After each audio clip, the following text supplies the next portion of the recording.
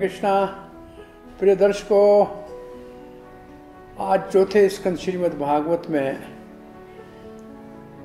महावैष्णव भगवान शंभु शिव सबका मंगल करने वाले और ब्रह्मा जी के पुत्र प्रजापतियों के अध्यक्ष दक्ष के बीच में जो वाद विवाद हुआ, वार्तालाप हुआ, उसके लिए एक प्रश्न पूछा जाता है कि शंकर जी ने, अब तुम जानते हैं क्या हुआ था, यज्ञ हो रहा था, ब्रह्मा जी बैठे थे, शंकर जी बैठे थे और देवता बैठे थे, दक्ष अध्यक्ष था। यज्ञ में जैसे प्रवेश किया सब उठ के खड़े हुए।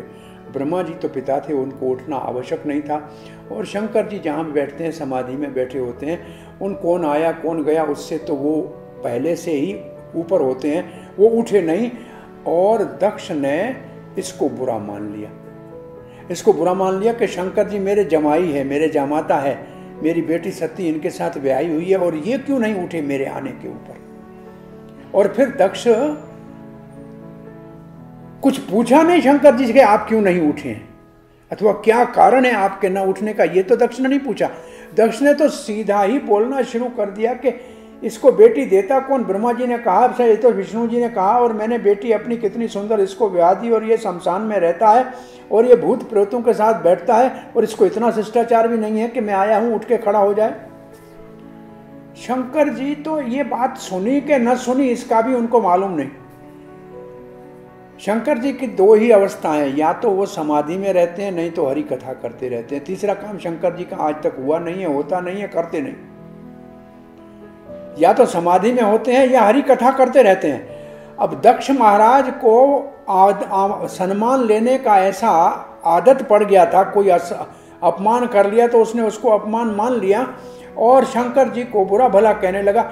माना जाए और देखा जाए तो शंकर जी ब्रह्मा जी से भी महान हैं। ब्रह्मा जी भी जीव कोटि में आता है, शंकर जीव कोटि में नहीं है। शंकर तो भगवान विष्णु का परिवर्तित रूप है, जैसे दूध से दही बनता है। और ये भौतिक सृष्टि को करने के लिए भगवान भौतिक सृष्टि को हाथ नहीं लगाते हैं, इसलिए वो शिव के रूप में पार्वती को साथ करके इस भौतिक सृष्टि का निर्माण करते हैं। तो शंकर का स्तर ब्रह्मा जी से ऊपर था। जब ब्रह्मा जी नहीं उठे तो शंकर जी का उठना आवश्यक था ही नहीं। और जैसे ब्रह्मा विष्णु महेश ये तीनों गुण अवतारों में आते हैं, तो ये कोई प्रजापति दक्ष से छोटे थोड़ी थे कि उठ के खड़े हो जाएं या अपने न उठने का कारण बताएं। ये कोई शंकर जी के ऊपर दायित्व नहीं होता है। दक्ष को पहले तो नाराज होना नहीं चाहिए था। दक्ष नाराज हो गया, एक वैष्णव का अपना अपमान हो गया, उसका परिणाम ये निकला कि यज्ञ विध्वंस हो गया और अपना सर कटवाना पड़ गया। अगर शंकर जी को आपका प्रश्न फिर भी ये आ रहा है कि शंकर जी ने अपनी परिस्थिति को क्यों न उठे, इसके लिए दक्ष के सामने अपना न उठने का कारण क्यों नहीं बताया। तो शंकर जी की स्थिति आज यज्ञ के अंदर, जैसे ब्रह्मा अपने आसन पे बैठे थे, इस शंकर जी का अपना स्थान एक यज्ञ में है। और जैसे आप समझिए कि कोई व्यास आसन के ऊपर बैठा है तो कोई उनसे बड़ा भी कभी आता है तो उनसे उठने का वैसे नेम नहीं है। ऐसे ये यज्ञ के अंदर अपने अपने आसन पे अगर विराजमान थे तो मर्यादा में उठना इनका यज्ञ की मर्यादा के विरुद्ध था। बाकी देवता तो अपने आहुति का भाग लेने आए थे, लेकिन इनका तो आसन होता है। ब्रह्मा का यज्ञ में अपना आसन होता है, रुद्र का अपना आसन होता है, तो उन आसन से उनका उठना मर्यादा में है भी नहीं। तो वो नहीं उठा तो दक्ष को उसके ऊपर नाराज होने की जरूरत नहीं थी, और दक्ष को कोई उनके न उठने का कारण पूछने की भी आवश्यकता नहीं थी।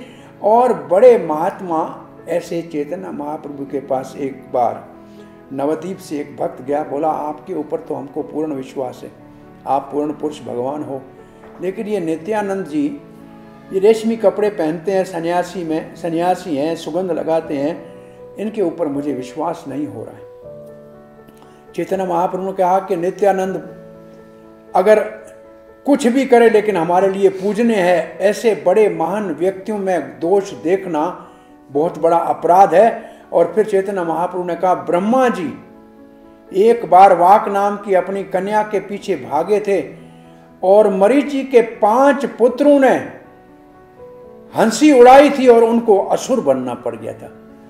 तब महाप्रभु ने कहा, बड़े महापुरुष जो कार्य करते हैं वैष्णव क्रिया मुद्रा विज्ञा न जाने। महात्मा परम वैष्णव कैसे क्या करते हैं ये बात आम व्यक्ति नहीं समझ सकता है और उनको किसी को बताने की भी जरूरत नहीं है। अरे परम वैष्णव है शंभु, उस अगर वो नहीं उठे तो इसमें उन्होंने दक्ष की कच्चापन को प्रकट कर दिया कि दक्ष कितना कच्चा है और अब उसने अपने ही यज्ञ का कैसे विध्वंस कर दिया। तो शंकर जी की स्थिति परम वैष्णव की स्थिति है, उनकी क्रिया उसने क्यों ऐसे किया ये जानना हमारे आपके या सामान्य व्यक्ति के लिए संभव नहीं है। जैसे भगवान क्या करते हैं, उनके मन में क्या है वो कोई नहीं जान सकता है, ऐसे इन महात्माओं के, इन महापुरुषों के और इन महादेव के मन में क्या था ये वो जानते हैं। लेकिन उसका परिणाम जो है वो हम सब जानते हैं कि परिणाम दक्ष के लिए अहितकारी हुआ और शंकर जी के ऊपर कोई आरोप किसी ने आज तक नहीं लगाया। हरे कृष्ण। ऐसे ही और भक्तिमय कार्यक्रमों के लिए देखिए हरे कृष्णा टेलीविजन। इसे प्राप्त करने के लिए आप अपने केबल अथवा DTH ऑपरेटर से संपर्क करें तथा और अधिक जानकारी के लिए आज ही डायल करें 8767 845 845।